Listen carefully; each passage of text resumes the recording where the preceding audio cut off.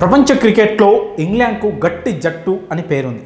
దీంతో పాటు సాంప్రదాయ టెస్ట్ క్రికెట్లో తిరుగులేని ఆట తీరుతో ఇంగ్లాండ్ ప్రత్యేక గుర్తింపును తెచ్చుకుంది. అప్పట్లో ఆ జట్టును ఓడించడం ఏ టీంకు కూడా అంత ఈజీ కాలేదు. అయితే రాను రాను ఆ జట్టు పరిస్థితి తీసికట్టుగా తయారైంది. మరీ ముఖ్యంగా ఈ మధ్యకాలంలో ఇంగ్లాండ్ ఆట తీరు ఓ పసికూనను తలపిస్తోంది.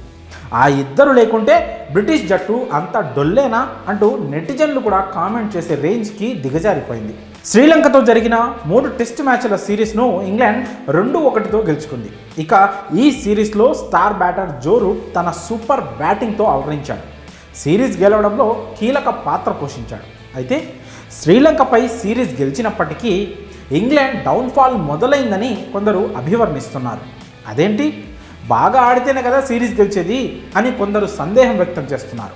కానీ ఇక్కడ మాట్లాడుకునేది ఇంగ్లాండ్ బ్యాటింగ్ గురించి మాత్రమే కాదు, బౌలింగ్ గురించి కూడా. బ్యాటింగ్లో ఇంగ్లాండ్ పటిష్టంగానే ఉంది.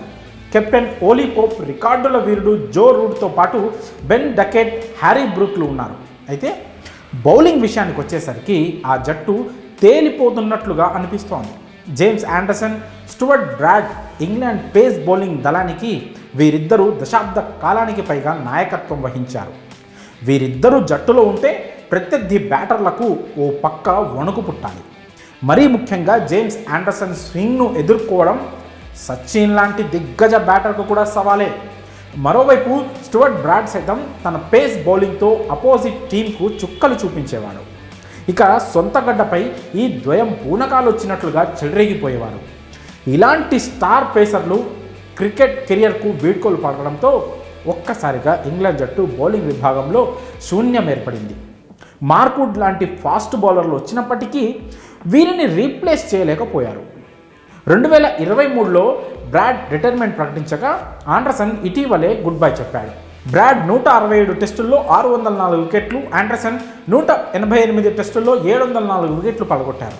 కాగా ఆండర్సన్, బ్రాడ్ రిటైర్మెంట్ ప్రకటించడంతో ఇంగ్లాండ్ బౌలింగ్ దళం బలహీనంగా తయారైంది. ఆ విషయం సొంత గడ్డపై శ్రీలంకతో సిరీస్లో బట్టబయలైంది. తాజాగా లంకతో ముగిసిన 3 మ్యాచ్ల సిరీస్ను 2-1తో ఇంగ్లాండ్ గెలుచుకుంది. కానీ బౌలింగ్లో మాత్రం తేలిపోయిందనే చెప్పాలి. దిగ్గజాలు ఆండర్సన్, బ్రాడ్ లేని లోటు స్పష్టంగా కనిపించింది.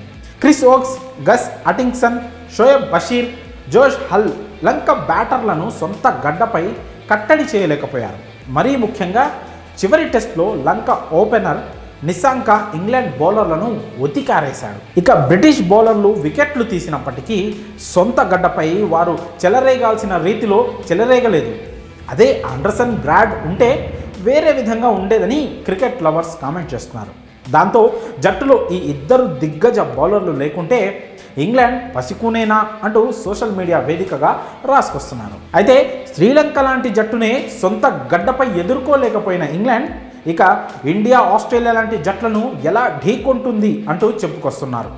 మరి బ్రాడ్, ఆండర్సన్ లేకుంటే ఇంగ్లాండ్ డొల్లేనా? దీనిపై మీ అభిప్రాయాన్ని కామెంట్స్ రూపంలో తెలియజేయండి.